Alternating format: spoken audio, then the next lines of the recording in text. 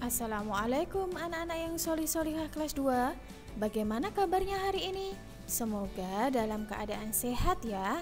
Masih bertemu lagi dengan Ustadzah Dian di sini. Ustadzah Dian akan menyampaikan materi tema 2 subtema 2 khususnya mata pelajaran Bahasa Indonesia.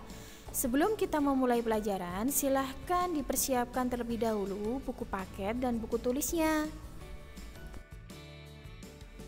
Anak-anak, pada pembelajaran tema 2 subtema 2 kali ini kita akan bertemakan bermain di rumah teman ya. Nah, sekarang kita akan belajar tentang ciri-ciri benda berdasarkan wujudnya. Minggu lalu, Ustadzah sudah menjelaskan ciri-ciri benda berdasarkan wujudnya ini dibagi menjadi 3. Yang pertama adalah benda padat, yang kedua adalah benda cair, yang ketiga adalah benda gas. Kita akan membahas satu persatu dari materi pembelajaran hari ini ya. Yang pertama, kita akan memulai belajar tentang benda padat terlebih dahulu. Benda padat memiliki bentuk dan ukuran yang tetap. Benda padat tidak berubah bentuk dan ukuran walaupun dipindahkan ke tempat lain. Contoh benda padat adalah piring, boneka, bola, kursi, kayu, bantal, dan lain-lain. Mungkin masih banyak contoh yang lain yang ada di sekitar kita ya. Pembelajaran yang kedua kali ini kita akan membahas benda cair. Benda cair memiliki ukuran yang tetap. Benda cair bentuknya akan berubah menyesuaikan wadahnya. Contoh benda cair adalah sirup, minyak goreng, susu, kecap, dan lain-lain. Ketika es sirup dituangkan ke dalam gelas berbentuk tabung, bentuk es sirup seperti bentuk tabung. Ketika es sirup dituangkan ke dalam gelas berbentuk balok, bentuknya juga akan seperti balok.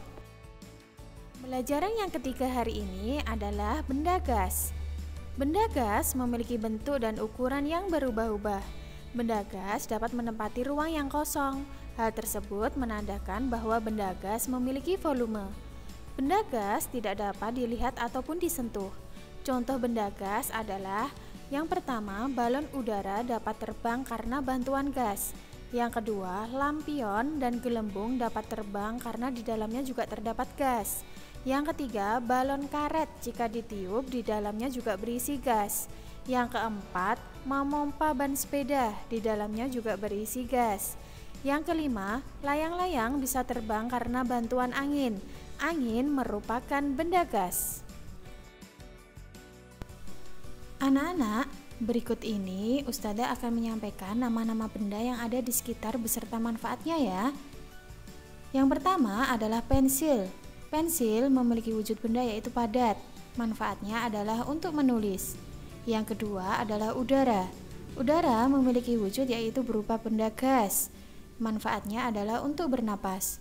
Yang ketiga adalah air. Air memiliki wujud benda yaitu cair. Manfaatnya untuk minum, mencuci, memasak, dan lain-lain. Yang keempat adalah kursi. Kursi memiliki wujud benda yaitu padat. Manfaat kursi adalah untuk duduk. Yang kelima adalah bola. Bola memiliki wujud benda yaitu padat. Bermanfaat untuk bermain atau berolahraga. Mungkin anak-anak memiliki contoh yang lain di sekitar ya. Tidak harus 5 contoh yang seperti Ustadzah berikan ini. Bagaimana? Apakah masih semangat untuk mengikuti pembelajaran hari ini? Sekarang kita bermain-main tebak-tebakan terlebih dahulu ya. Yang pertama, aku termasuk benda padat. Aku berbentuk panjang dan runcing. Aku terbuat dari kayu yang berisi arang. Aku dapat digunakan untuk menulis. Siapakah aku? Ayo, apa ya kira-kira ini jawabannya? Jawabannya adalah pensil. Tebak-tebakan yang kedua, aku termasuk benda cair. Aku memiliki warna hitam dan rasa manis. Aku terbuat dari kedelai. Aku digunakan untuk memasak. Siapakah aku? Jawabannya adalah kecap. Anak-anak, huruf atau kalimat yang Ustadzah berikan tanda kuning atau warna kuning ini adalah termasuk ciri-ciri benda. Ciri-ciri dari benda pensil dan kecap. Setelah Ustadzah menyampaikan materi ciri-ciri benda padat, benda cair, dan benda gas, selanjutnya Ustadzah akan memberikan materi tambahan, yaitu menulis huruf tegak bersambung. Anak-anak, ayo silahkan diperhatikan contoh huruf tegak bersambung berikut ini. Di sini ada dua kotak, yaitu kotak besar dan kotak kecil. Jika huruf ditulis dengan dua kotak penuh, berarti artinya ini adalah huruf besar atau huruf kapital. Kemudian diikuti di belakangnya itu hanya satu kotak, itu adalah untuk huruf kecil. Perhatikan menulis huruf A sampai huruf Z.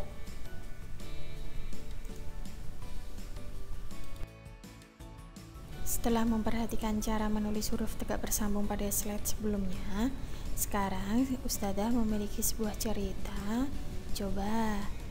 Cerita ini berjudul Keluargaku. Nama saya Andi.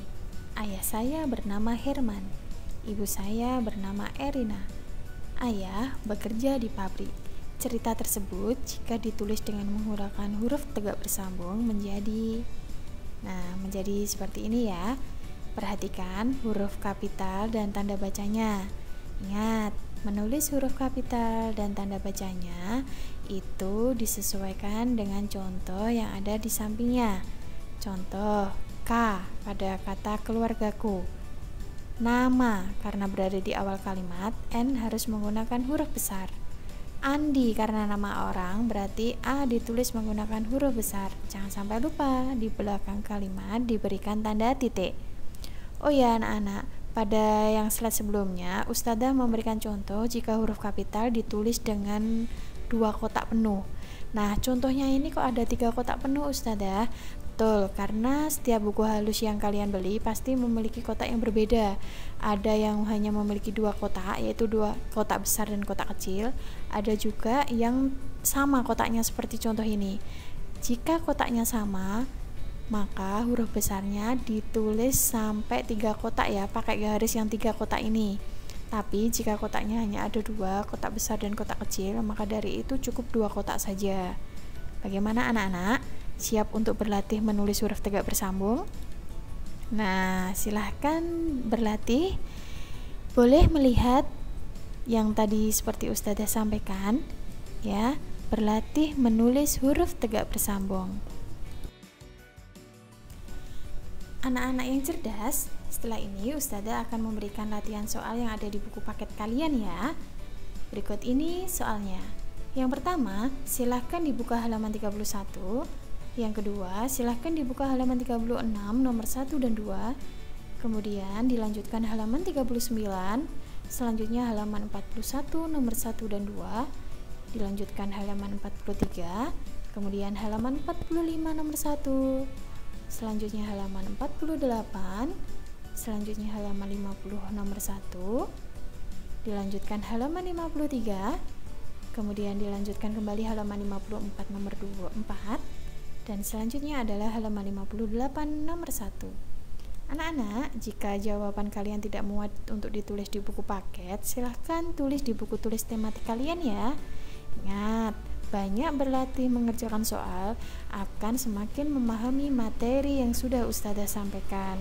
Kerjakan dengan semangat, tidak boleh mengeluh ya. Terima kasih anak-anak yang solih-solihah kelas 2. Kalian sudah mengikuti pembelajaran hari ini dengan baik. Semoga kita bisa bertemu kembali pada pertemuan dan materi selanjutnya ya. Semangat belajar. Tidak ada yang tidak mungkin jika kalian mau berusaha. Wassalamualaikum warahmatullahi wabarakatuh.